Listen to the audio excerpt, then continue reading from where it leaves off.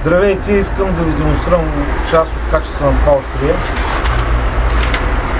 Значи виждате, че долу-горе хартията отряза, това е доста тънка хартия. Хартия от принтер.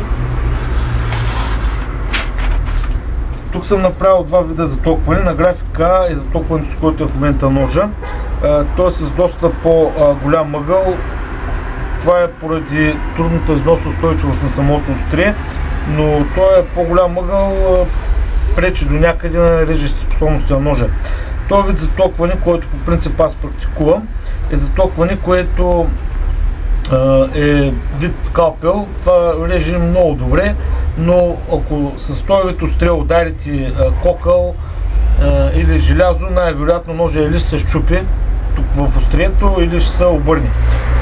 За тази цел искам да ви демонстрирам сега това закалено острие. С цел да си изхабя продукцията и ножа, ще пробвам тук на това Т-образно профилче.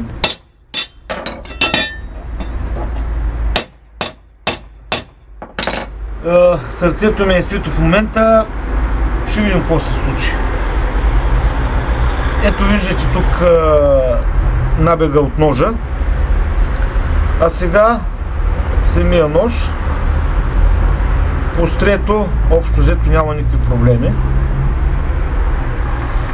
Ето това е за хората, които ме питат, нали, ножове, които режат кокали. Ако това нещо е добре за вас,